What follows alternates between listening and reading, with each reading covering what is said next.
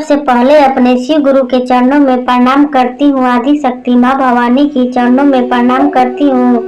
3 सूत्र के रचयिता साहब श्री हरेंद्रानंद जी के चरणों में प्रणाम करती हूँ। उनकी धर्म पत्नी नीलम दीदीनंद की चरणों में प्रणाम करती हूँ। मेरा प्रणाम अपने अपने चरणों में स्वीकार करें। समस्त गुरु भाई बहनों की चरणों में प्रणाम करती हूँ। मेरा प्रणाम अपने अपने चरणों में स्वीकार करें। मैं एक छोटी सी कथा लेकर आई हूँ। मेरी कथा अच्छी लगी तो वीडियो को लाइक करें, चैनल को सब्सक्राइब करें, कमेंट बॉक्स में हर हर महादेव लिखें। महादेव के नाम लिखने से, बोलने से घर में जो भी संकट विपदा आती है वो टल जाती है। इसीलिए महादेव का नाम लिखना चाहिए, बोलना चाहिए। चलती हूँ छोटी सी कथा की ओर। एक समय की बात है, एक नगर में एक राजा रहता। वो राजा बहुत दयालु था, बहुत धनवान था। राजा के दरबार में जो भी कोई आता कभी खाली नहीं लौटाते, सबको कुछ न कुछ दे कर भेजते। राजा बहुत दयालु थे, उसके अंदर में बहुत प्रेम भाव रहता था। एक दिन राजा के दरबार में एक साधु आया।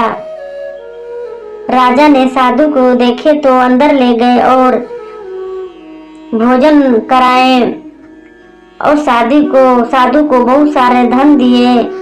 साधु कहने लगा कि राजा, आपको तो बड़ा नाम सुन रहा हूँ, जहाँ भी देख रहा हूँ राजा तेरा ही चर्चा हो रहा है कि राजा बहुत दयालु है, सब पर दया करते हैं, बहुत प्रेम भाव का है।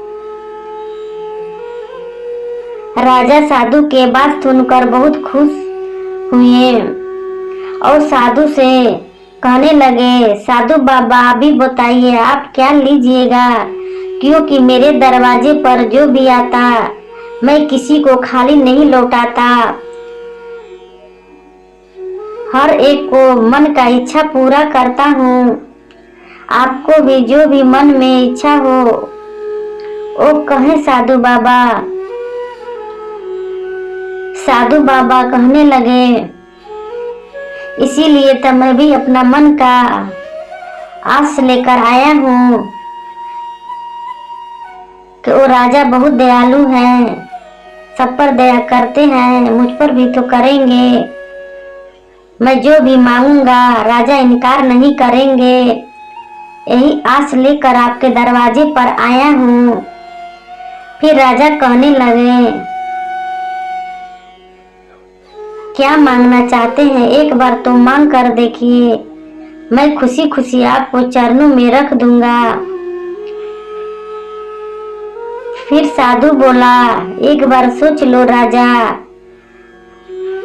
राजा कहने लगे, मैं सोच लिया हूँ, आप एक बार तो मांग कर देखिए, मैं आपको इनकार नहीं करूंगा, मैं खुशी खुशी आपको मैं दूंगा। फिर साधु बाबा कहने लगे, देखो मुझे आपको ये महल चाहिए, ये महल में जितना सारा सामान है सारे मुझे चाहिए। अब राजा सुनकर अचकित हो गए कि ये क्या मांग दिया। आज तक कोई भी दरवाजे पर आया, कोई मेरा घर नहीं मांगा था, ये साधु बाबा तो मेरा घर ही मांग लिए। अब राजा तो साधु को इनकार भी नहीं कर सकते, क्योंकि अपने वचन के पक्का थे। जो भी कोई मांगता राजा अवश्य देते थे, तो साधु बाबा को कैसे इनकार कर सकते। राजा ने अपने पत्नी के पास गए और कहने लगे कि एक साधु बाबा आया था, साधु बाबा को मैं ये घर दान कर दिया, साधु बाबा को ये घर चाहिए था, मैं दे दिया। अब उसकी पत्नी सुनकर बहुत क्रोधित होने लगी, गुस्सा करने लगी, आपने क्या कर दिए। एक रहने का छत था, वो भी छत आप किसी को दान कर दिए, तो हम लोग कहाँ जाएंगे। राजा कहने लगे, देखो मेरे दरवाजे पर जो भी आया है आज तक कभी किसी को खाली नहीं लौटाया हूँ। ये साधु को कैसे खाली लौटा देता। मुझे तो भी मालूम नहीं था कि साधु मेरा घर ही मांग लेगा। कोई बात नहीं, ये जो भी होता है भगवान का इच्छा ही से होता है, भगवान का ही मर्जी था। राजा रानी अपना घर छोड़ दिए, वहां से निकल गए। उस घर में साधु रहने लगा। अब राजा रानी इधर उधर भटकने लगे, मांग चांग कर खाने लगे।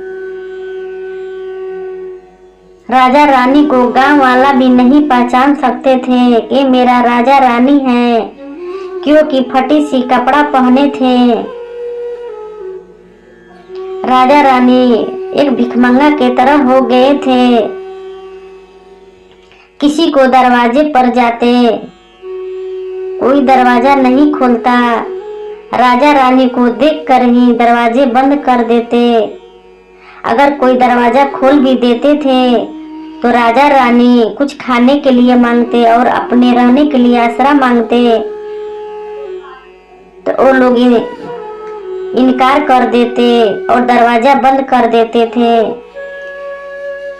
राजा सोचने लगे कि मैं इतना दान पुण्य करता था, आज तक किसी को दरवाजे से नहीं लौटाया था।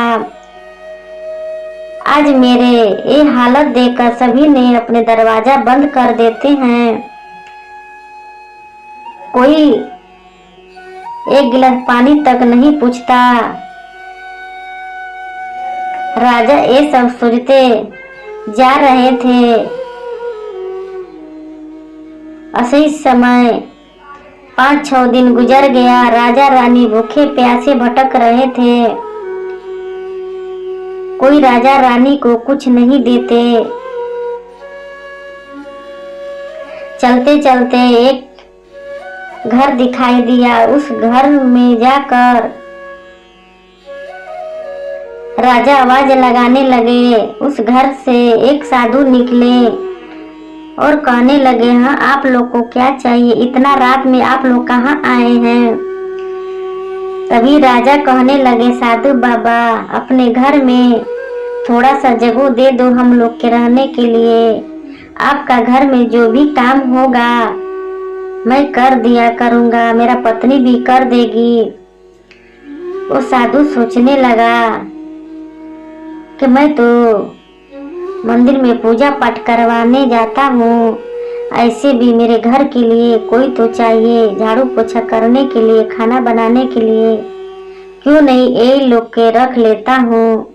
साधु बाबा ये सोचकर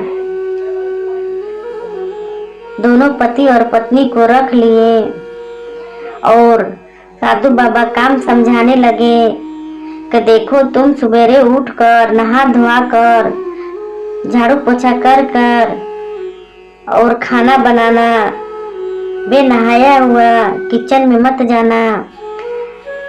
जो राजा थे राजा से कहने लगे, साधु बाबा तुम सुबह उठकर नहा कर मेरे लिए फूल तोड़ कर लाना और सूखी सूखी आम के लकड़ियाँ लेकर आना और मंदिर को साफ सफाई करना। फिर राजा कहने लगे, ठीक है बाबा मैं सब कर दिया करूँगा। अब राजा और रानी साधु के घर में रहने लगे। रानी सुबह उठती और नहा धोआ कर किचन में जाती और भोजन तैयार करती। राजा उठते तो नहा धोआ कर बागों में फूल तोड़ने जाते और सूखी सूखी आम के लकड़ियाँ लेकर आते। फिर मंदिर को साफ सफाइया करते। ऐसे ही समय गुजरते गए। साधु एक दिन राजा से पूछने लगे, क्या तू लोग का घर द्वार नहीं है। राजा कहने लगे, मेरा कोई घर नहीं है, कोई ठिकाना नहीं है। हम लोग ऐसे ही मांग चांग कर खाते रहते हैं। कोई भी आसरा दे देता है, उसके घर का काम कर लेता हूँ। साधु कहने लगा, तुम लोग चिंता मत करो, तुम लोग जितना दिन रह सकता है तुम लोग रहना। राजा रानी ये सुनकर बहुत खुश हुए। और राजा सब दिन फूल तोड़कर लाते, सूखी आम की लकड़ियां लाते, मंदिर को सफाइया करते, रानी घर का काम करके भोजन तैयार करती। ऐसी समय गुजरते गया। एक दिन जो साधु बाबा थे उनको अचानक मृत्यु हो गया। राजा रानी सोचने लगे कि ये तो साधु बाबा को मृत्यु हो गया, अब हम लोग कहाँ जाएंगे। राजा रानी उसी घर में अपना रह रहे थे। तभी पुलिस वाला आया और पुलिस वाला राजा रानी को घर से निकाल कर उसमें छापा मार दिया। कहने लगा, ये साधु इसमें रहता था, ये सरकारी जमीन था, जो भी घर में रहते थे वो सरकारी घर था, इसमें आप लोग नहीं रख सकते। वहां से राजा रानी को निकाल दिया और उस घर में ताला लग कर दिया। अब राजा रानी वहां से भटकते भटकते दूसरे गांव में चले गए। दूसरे गांव में अपना ठिकाना ढूंढने लगे। रानी कहने लगी, आज हम क्या थे, कितना इज्जत सम्मान मिल रहा था, आज हम लोग का कोई पहचान भी नहीं रहा है कि हम राजा रानी हैं। ये भगवान कहां से कहां तक पहुंचा दिए। तभी राजा रानी एक गांव में चलते चलते बहुत अंधेरा हो गया। रात के 2 बजे थी। ऐसे ही सुनसान जगहों में राजा रानी बैठे थे, सारा बात पिछले सोच रहे थे कि क्या था क्या बन गया। तभी वहां पर एक साधु आया। साधु कहने लगे, बेटा तुम लोग इतना रात में यहाँ पर क्या कर रहे हो। राजा रानी ने सारा बात बताए। वो साधु समझ गया कि अच्छा तुम लोग वही राजा रानी हो कि दान पुण्य करते थे, गरीबों में बहुत मदद करते थे आप लोग। आपका चर्चा बहुत गांव शहर में होते रहता है। तब राजा कहने लगे, हाँ मैं वही हूँ, आज मैं यहाँ सड़क पर पहुँच गया हूँ। तब साधु बाबा कहने लगे, तुम धन्य हो राजा, ऐसा राजा हर जगह हो तो वो तो गांव और शहर स्वर्ग बन जाएगा। चलो तुम मेरे साथ। वो साधु ने अपने साथ लेकर गए और बहुत सा सुंदर वो महल बनाए। वो साधु और कोई नहीं थे, वो साक्षात मेरे महादेव थे। उस महल में राजा रानी को लेकर गए और राजा रानी को बहुत अच्छे अच्छे कपड़े दिए और साधु बोलने लगे, तुम इस महल का देखभाल करो और संभालो। मैं इस महल का क्या करूँगा, मेरे तो न कोई बच्चे हैं ना मेरे पत्नी है, अब अकेला रहता हूँ, मैं भी तो बूढ़ा हो गया हूँ। राजा सोचने लगे, कोई मुझे पानी तक नहीं पूछता, खाना तक नहीं पूछता था, ये साधु इतना बड़ा महल दे दिया।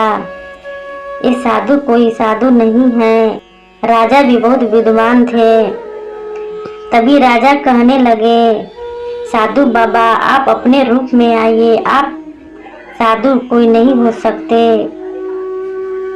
आप कोई साधु बाबा नहीं हो सकते, आप तो कोई साक्षात भगवान हैं। तभी महादेव ने वहां दर्शन दिए और बोले, बोलो भक्त, तेरे तो ये भक्ति से बहुत प्रसन्न हो गया था कि मैं आधी रात को तेरे पास गया, तुम इतना दयालु बन गया था कि अपना घर तक दान कर दिया, अपने बारे में नहीं सोचा, अपने पत्नी के बारे में नहीं सोचा। तभी राजा कहने लगे, हे प्रभु, हे महादेव, मैं जब से अपना होश संभाला था मैं दान पुण्य करता था। दान पुण्य करने से मुझे मन का शांति मिलता था, मन का सुखी मिलता था। जो भी दरवाजे पर आते थे मैं कभी लौटाता नहीं था, वो साधु बाबा को मैं कैसे लौटा देता, इसीलिए अपना घर दान कर दिए थे।